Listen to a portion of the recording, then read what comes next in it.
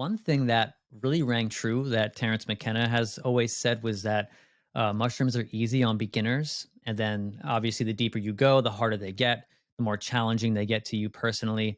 And the initial experiences were very, very joyful, amazing experiences of oneness, interconnectedness, but also impermanence as well. And I had a mystical experience pretty early.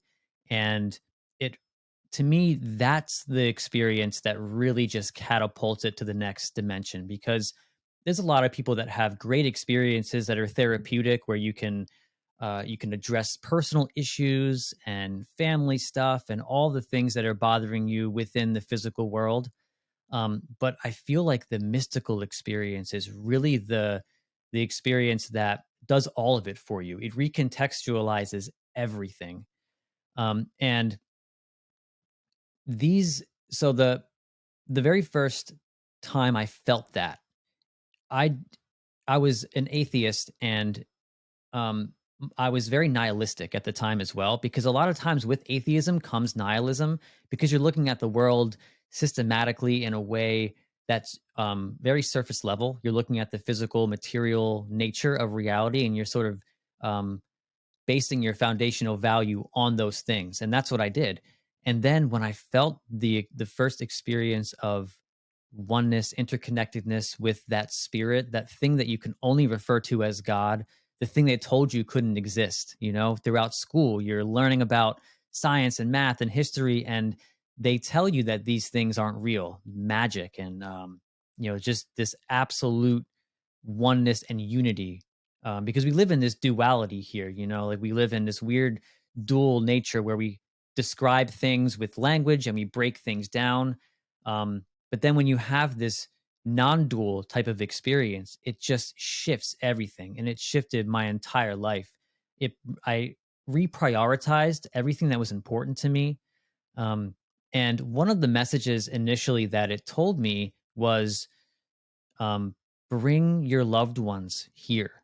Show them. Like, one of your duties is to show people what this is and help them to go down this path too, if they so choose. And the very first person that I chose to show this to was my fiance, the most important person in my life. At the time, she was not my fiance, but at the time, we were having some real issues and we were on the verge of breaking up.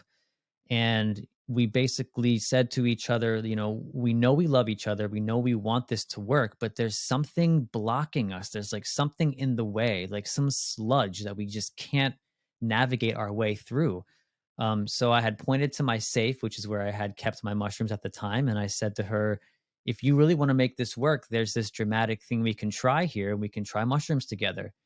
And I had given her a low dose prior to this, just to sort of get her feet wet with it.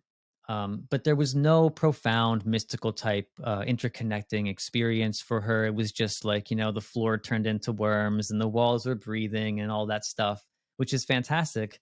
But when we took them together for the first time, it was 4 grams dried, which is a substantial dose. And we both had a an absolutely amazing experience that allowed us to connect with one another on a level that we did not previously think was possible. It broke down the walls and the facade, and it allowed us to navigate through that sludge to a point where we were able to see each other's being for who we really were and connect on that level, with the help of that higher divine power. And one of the things that's really amazing about the mushrooms is that they allow you to communicate. They break down the barriers that shackle your emotions and your emotional expression, which was super helpful for us. Also, just I remember she had said to me during the experience, "I can't believe my mind is capable of this." And I thought, yes, absolutely. That's one of the most amazing first experiences to have, is like this notion that your mind is not just this wetware of neurons. Your mind has a divine connection to something greater. And when you really feel that, it it changes everything. And it changed everything for us as a singular unit, as a couple ourselves. And we have been just flourishing ever since then. You know, we pretty much say there was like two parts of our relationship: before psychedelics and now after psychedelics. God, it's unbelievably beautiful. Uh, the part that stands out for me in that is how you said you had a 4 gram dose of mushrooms, and you guys go into this experience, and then you move through the sludge. What was moving through the sludge in that experience actually like? I love the idea that you two together come together to have a therapeutic session with a plant medicine to work on something in the relationship that requires an altered state of consciousness. You can't solve the problems that you're having in the state of consciousness in which when you're having the problems and approaching a solution. So you decide to go to a plant medicine to ask it for support. You know that it has the potential to provide it. And you start to go into the experience and you transcend what people think of when they put psychedelics in a box or they put plant medicines in a box. You move past this idea of the floor becoming something else or the walls breathing, et cetera. You move into an altered state that has a real purpose associated with it. It moves beyond kind of the hallucination into something of a shift in consciousness that's really purposeful. And in your case, it's healing and it brings the two of you together. So in that process, what is it really like to go through that sludge part?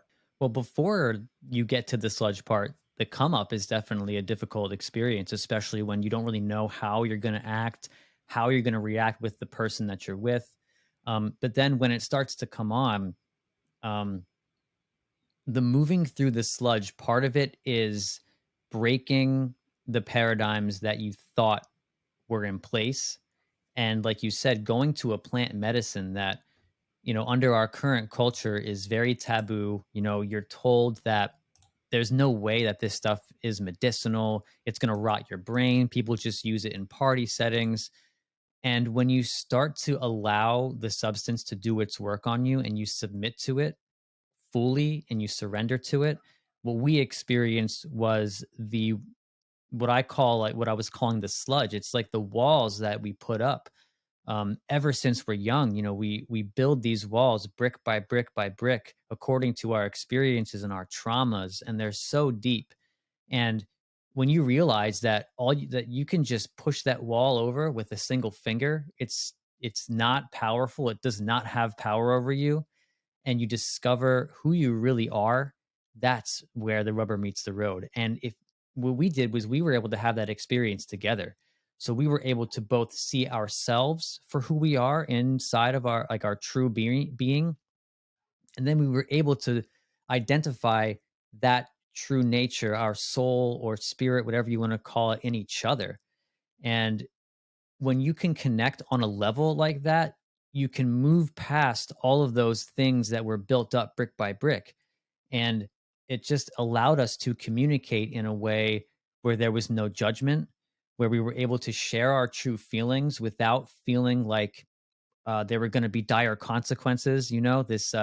This notion of fear is a big part of it.